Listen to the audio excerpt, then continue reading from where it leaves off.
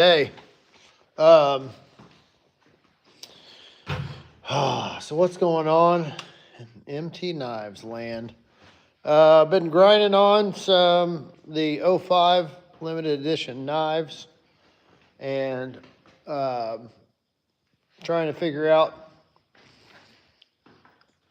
Oh, just trying to get work done. Grinding on some knives. Hope everybody had a good Memorial Day weekend, safe weekend. Um, just been busy. Um, Getting ready to go to the Blade show next week. I won't be selling any knives there, but I'll be attending, and who knows what kind of stuff we'll get into. So I've been trying to get ready for that. Just staying busy. That's about it here. We got a lot of rain today. Um, Not a lot, but we needed it. It's good. That's what old people say, you know. Ah, rain, good. We needed it. So, what else? Shipped out some orders today. I don't know. Should I sharpen some knives? I sharpened. I was thinking about sharpening a knife. Maybe. High tech cinematography. However you say that. Here, top of the line tripod equipment. My shop's a mess. I have the dilemma of I brought my fiber laser out here, and I got some stuff out here that I don't want to get covered in metal dust. So the other day I was thinking, I was like, I'll roll my big wheel grinder out back and grind knives outside.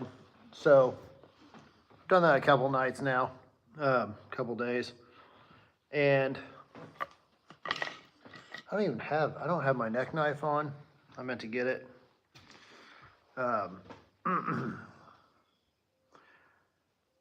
So right before we got set up for this live, I was trying to get an area cleaned in the shop where I put up some tarps for now to just kind of contain the dust so that I can grind on knives without getting metal dust all over important stuff. So, man, I don't have a neck knife on. I feel naked without my neck knife. I didn't really have anything planned for tonight. My week's all messed up, so long weekend, which I was working on knives yesterday, but we had some company and all that jazz. So tomorrow I'm going to go pick up another piece of equipment found online. My boys have been making stuff on the lathe. They just had a small lathe, and I found a nice larger lathe that we're going to go pick up tomorrow. And so trying to get ready for that. It's about 2 hours away. We'll go get that lathe and possibly a jointer, because I found a joiner that's on the way, kind of there. And I have a project that I need a joiner for. So we shall see. I've got my sawmill, so I can cut timber off the property. Hey, what's going on? You ain't missed much. I was gonna be late this evening too, but I wasn't.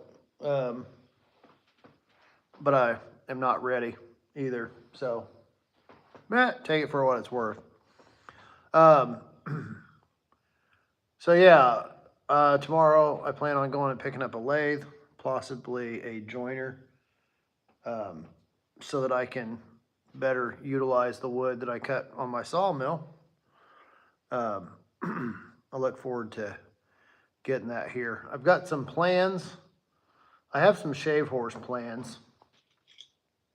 What's this got to do with knives? I don't know, a little bit. Um,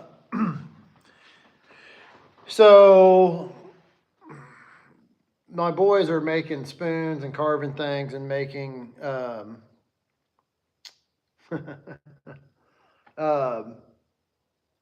making things, rolling pins, sauerkraut mashers, bowls, cups, things like that on the lathe. So they're excited to get a bigger lathe where they can turn some actual, like, bigger stuff. And yeah, it'll be fun to see. And I've turned a little bit on a lathe, not a lot, but it'll be nice to have a lathe. I've never had one. I didn't read your dad joke. I missed it. I seen something about you saying you were late. Better late. Maybe you said better lathe than never. See, yeah, lather than never. Okay, I just can't read. I've got. I didn't even see. So there you go. My wife saved me. She got in on the punniness. So, anyways, let's see what else. Oh, so I start to say, shave horse.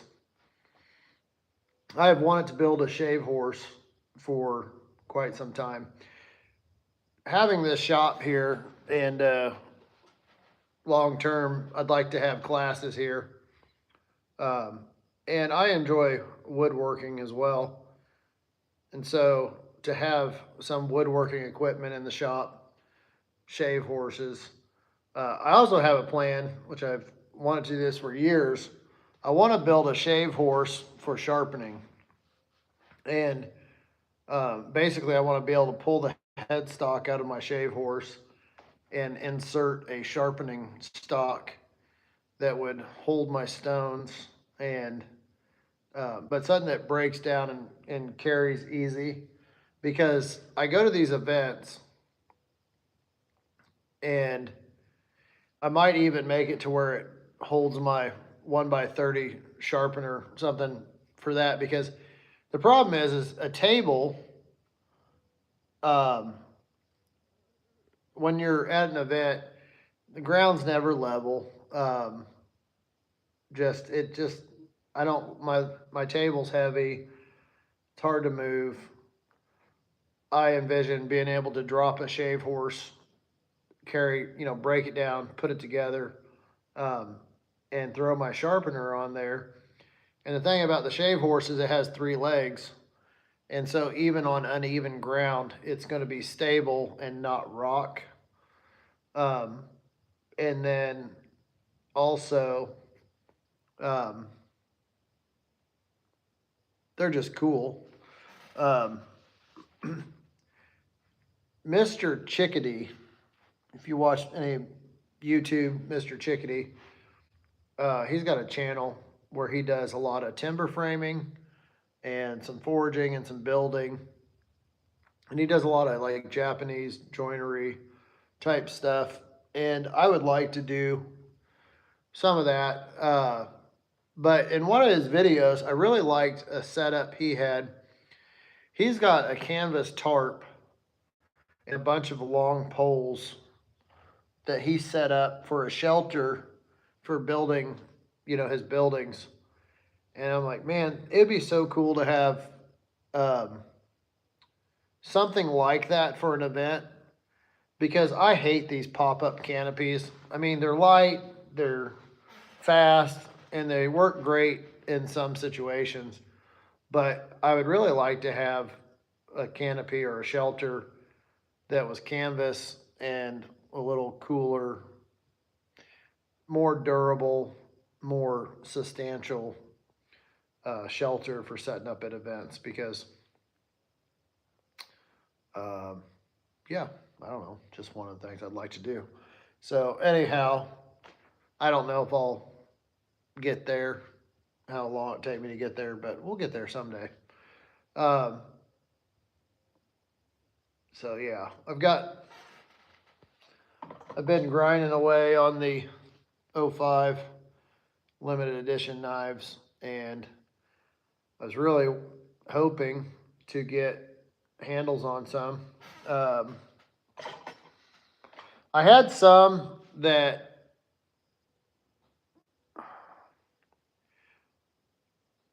I've had some that I've sandblasted and tumbled, and I wasn't happy with the way they came out.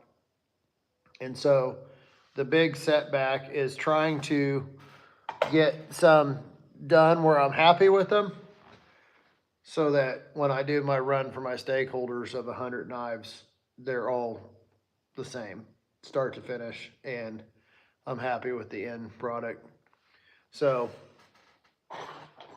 another question I was kind of going back and forth on is, do I go with the standard tang, or do I taper my tangs? Which I like the taper tang.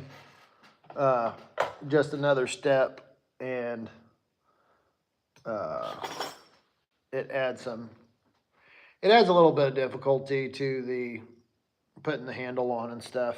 So I was talking to a buddy of mine earlier this week. He's like, you just need to get them done and get them out. And I just don't like to rush it. I want to be happy with them when I send them out, that they are to the standard that I want them to be at. So I've got a couple that I messed up. I was going to set up a tool rest and try to use a grinding fixture and hopefully enable the help of my son's grinding blades, or at least grinding some of the blades. But I've almost never used a fixture or a work rest grinding knives. I freehand grind them, and as I was telling Kyle, I said, I've got 15 plus years of grinding knives freehand, and trying to learn how to grind with a work rest or off of a platen. It's like, I don't know. It's so hard when I can grind it freehand faster, easier, and like I see the advantages of grinding with a tool rest or on a platen, but I also see the disadvantages of it, and I can do it without. So trying to figure out that balance. This MagnaCut is no joke to grind.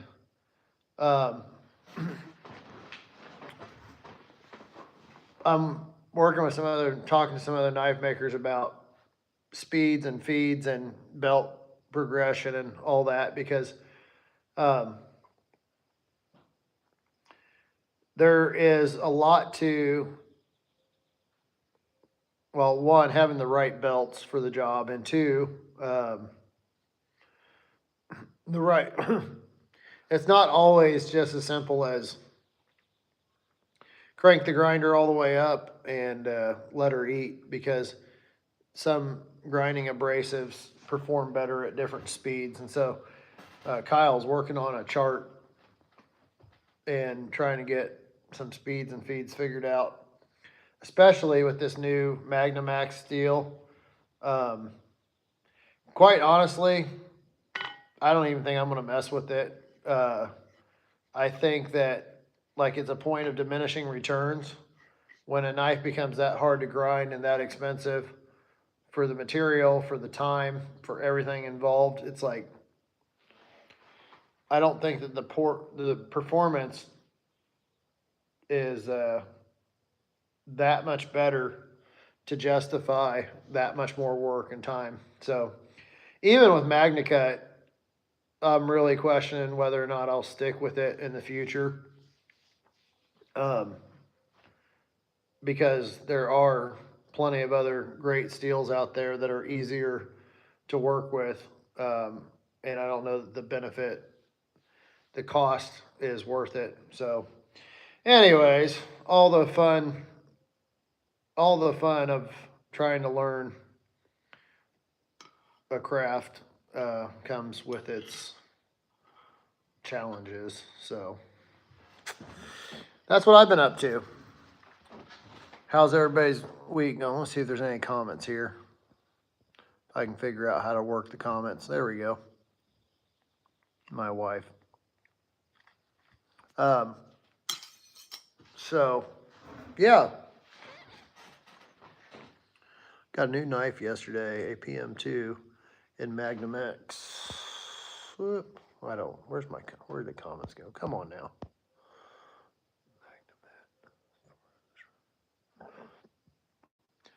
You've never got one of my knives out of the box?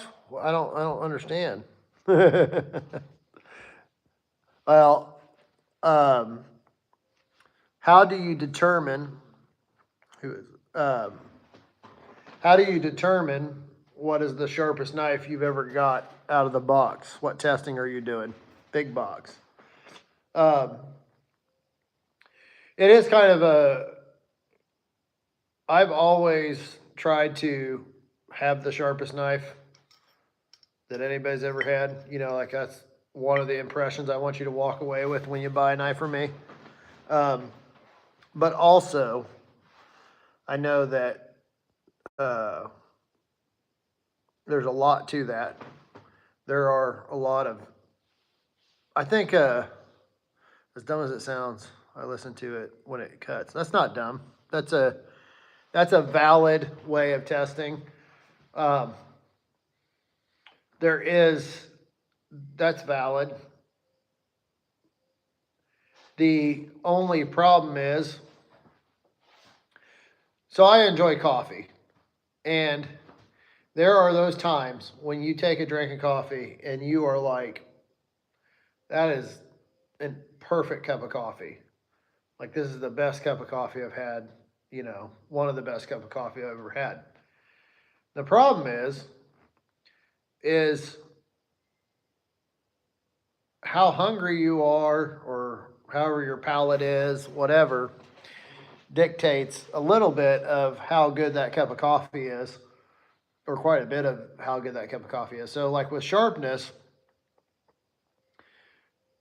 if you're going to say, and you know, whatever, if you're gonna say it's the sharpest knife you ever had out of the box, did you test on the same media every time? So like if you cut printer paper versus magazine versus U-line versus newspaper versus you name it, no two pieces of paper are the same. You can find some that are, you know, consistently pretty consistent, but no two pieces of paper are the same. But cool. Sure.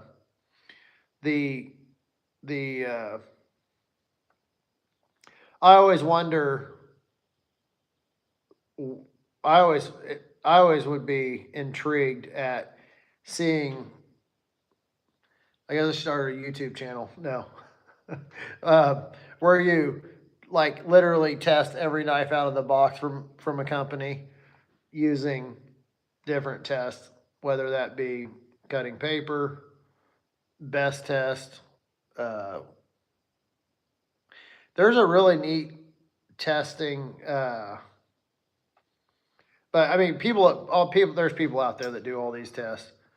Not on every knife, obviously. And there's definitely YouTube channels out there dedicated to testing blades and giving their feedback. I always find it interesting to see how people test knives and what kind of results they get.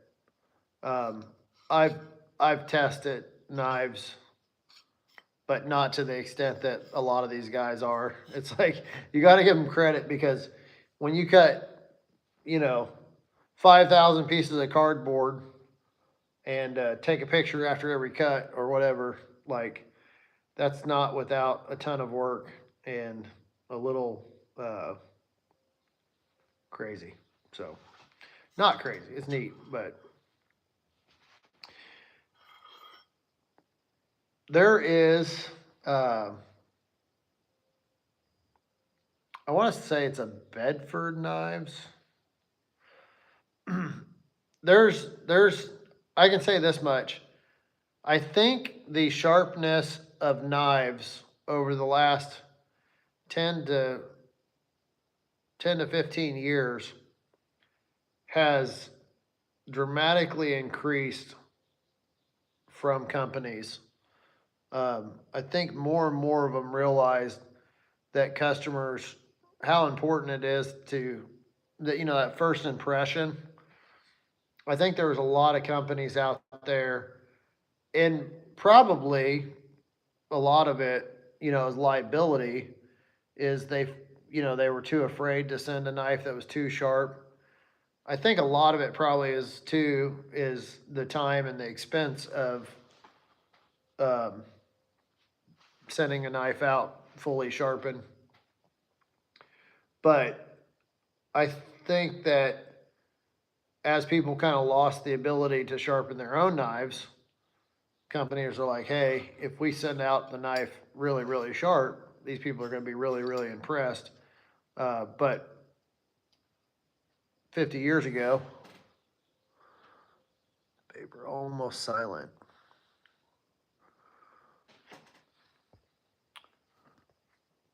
Yeah, and I've definitely had knives. It's always interesting to me because when I watch these videos, I listen to the sound of the knives cutting. I just seen a video today where another knife maker, a test that a lot of people do is they'll fold a piece of paper in half, whether it's magazine paper or newspaper, and then they cut it and then let it, fall. And then you try to get it cut all the way down. Well, when he was cutting, I was like, oh man, it wasn't that sharp. It was sharp, but it wasn't that sharp. It was a very noisy cut. And when he got down to the bottom of the paper, like it fell in, and he's like pushing to try to get that last cut, the last little piece of paper cut, and like shoving it into the table and stuff. And I'm like, I was like, well, I mean, it's sharp, but it's not as sharp as it could or should be, in my opinion. So, anyways, and then the thickness of the blade. What type of, you said it was I'll have to look later to see what type of knife it was. Let's see. PM2. Is that the paramilitary 2? Is that the Spyderco?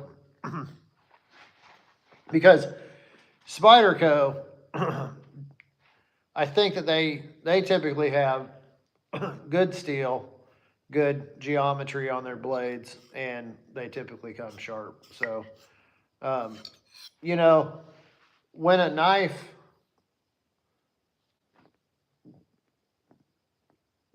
there's a lot of knives don't come very thin. And so when I'm grinding like this knife here, um, I'm going to grind this edge down to probably about 10 thousandths of an inch on the edge. And it's a full height grind. This knife is just under 1/8 of an inch thick. And if I wanted to make it really slicey, I'd take it down to 5 thou or maybe down to almost nothing.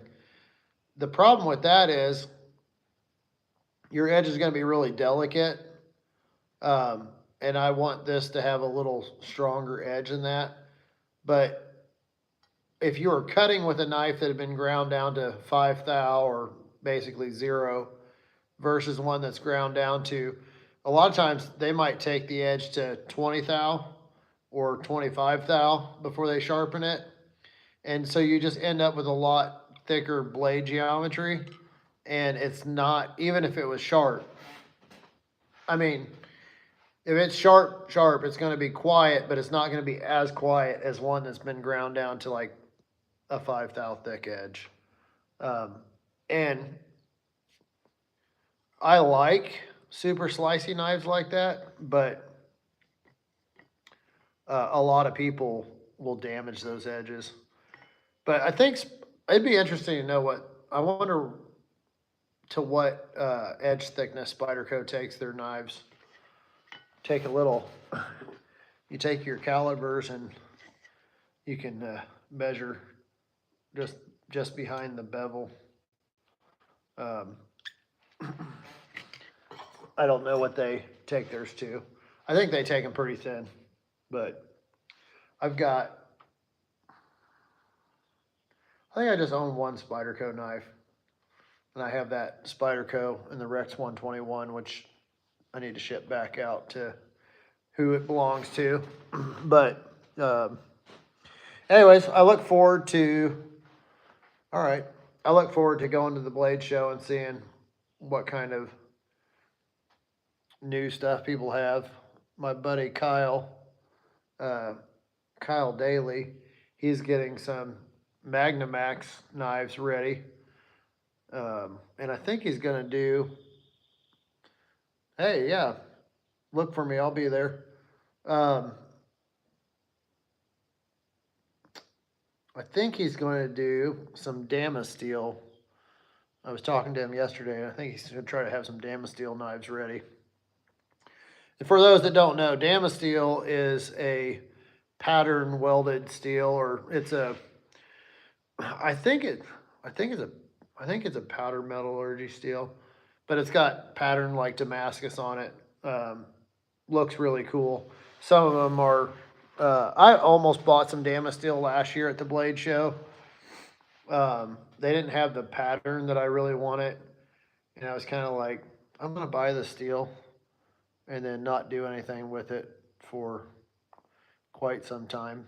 And so I was like, I was good and didn't buy any. We'll see. I might buy some this year. Who knows? But I haven't worked with Damasteel before, but it's not a big deal. It will. I should maybe do that.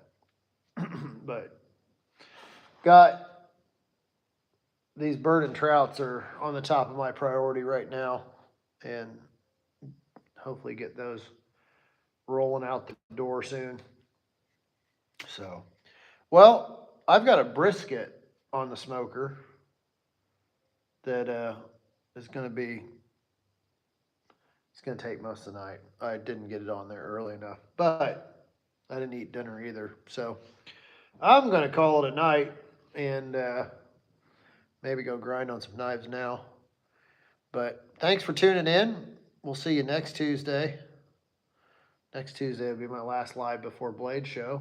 And yeah, we'll see you then. Take care. Have a good night. Thanks for tuning in.